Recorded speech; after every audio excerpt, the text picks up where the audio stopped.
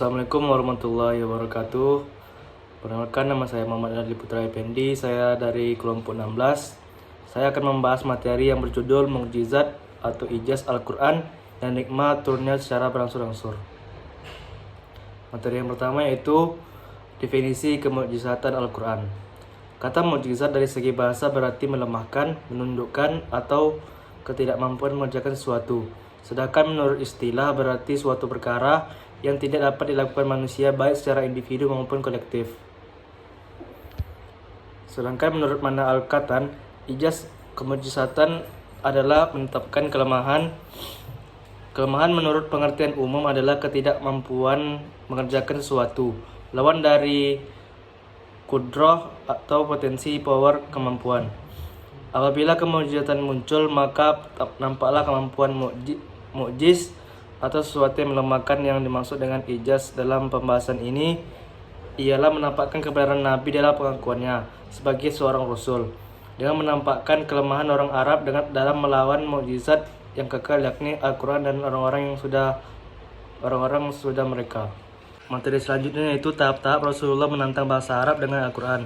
Yang pertama, Rasulullah SAW menantang bahasa Arab dengan Al-Quran secara keseluruhannya dalam bentuk cakupan yang luas meliputi seluruh jin dan manusia. Yang kedua, Rasulullah SAW menantang bahasa Arab dengan 10 surat dari Al-Quran.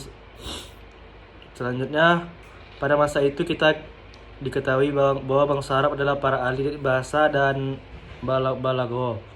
Namun keunggulan yang mereka miliki itu membuat mereka tidak mampu untuk mendatangkan tandingan Al-Quran.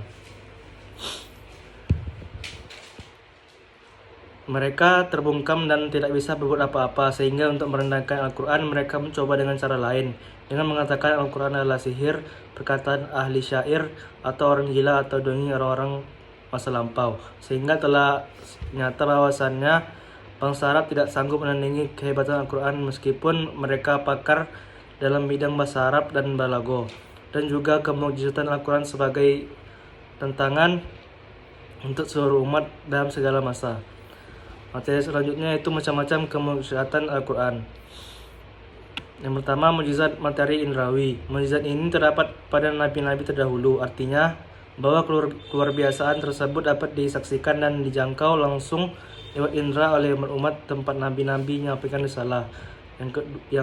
Yang B, mukjizat imaterial logis,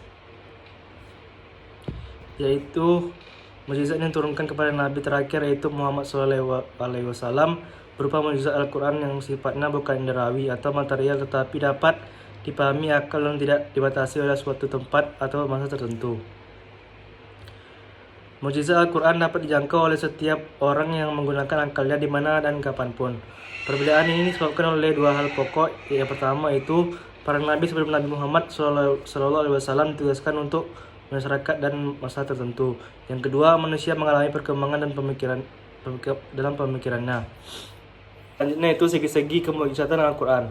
Para ulama telah menyebutkan aspek-aspek kemukjizatan Al-Quran. Namun demikian, mereka berbeda pendapat dalam meninjau segi kemukjizatan Al-Quran. Perbedaan itu adalah sebagai berikut. Yang pertama, Abu Ishaq Ibrahim An-Nazam dan pengikutnya dari kaum Syiah berpendapat bahwa kemukjizatan Al-Quran adalah dengan cara sifra atau pemalingan. Arti sifra dalam pandangan An-Nazam ialah Allah memalingkan orang-orang Arab untuk menantang Al-Quran, padahal sebenarnya mereka mampu menghadapinya. Yang kedua, sebagian ulama berpendapat bahwa bagi segi kemukjizatan Al-Quran adalah karena ia mengandung badi yang sangat unik dan berbeda dengan apa yang telah dikenal oleh orang-orang Arab seperti fasilah dan maqta. Yang ketiga, sebagian yang lain berpendapat bahwa segi kemukjizatan Al-Quran itu terkandung balaghah tingkat tertinggi. Redaksinya yang bernilai sastra dan susunannya yang indah. Karena nilai sastra yang terkandung dalam Al-Quran itu sangat tinggi dan tidak ada bandingannya. Yang keempat, ulama lain berpendapat bahwa kemukjizatan itu karena Al-Quran terhindar dari adanya pertentangan dan mengandung arti yang lembut dan memuat hal-hal gaib di luar kemampuan manusia dan di luar kekuasaan mereka untuk mengetahuinya. Yang kelima, ada juga ulama yang berpendapat bahwa segi kemukjizatan Al-Quran adalah mengandung bermacam-macam ilmu dan hikmahnya yang sangat dalam, baik dalam permulaan, tujuan maupun dalam menutup setiap surat.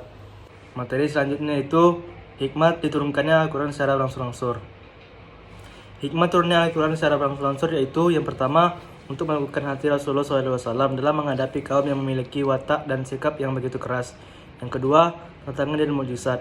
Kaum musyrikin sering mengajukan pertanyaan-pertanyaan dengan maksud melemahkan dan menantang untuk menguji kenabian Rasulullah SAW, mengajukan hal-hal batil yang tidak masuk akal, seperti masalah hari kiamat. Maka turunlah Al-Quran untuk menjelaskan kepada mereka suatu kebenaran dan jawaban yang amat tegas atas pertanyaan mereka itu. Yang ketiga, untuk memudahkan hafalan dan pemahaman, sebab Al-Quran turun di tengah-tengah umat yang ummi, yang tidak dipandai membaca dan menulis, dan yang menjadi catatan mereka adalah hafalan dan daya ingatnya. Yang keempat, relevan dengan peristiwa pentahapan dan penetapan hukum. Manusia tidak akan mudah mengikuti dan tunduk kepada agama yang baru ini jika Al-Quran tidak memberikan strategi yang jitu dalam merekonstruksi kerusakan dan kerendahan martabat mereka.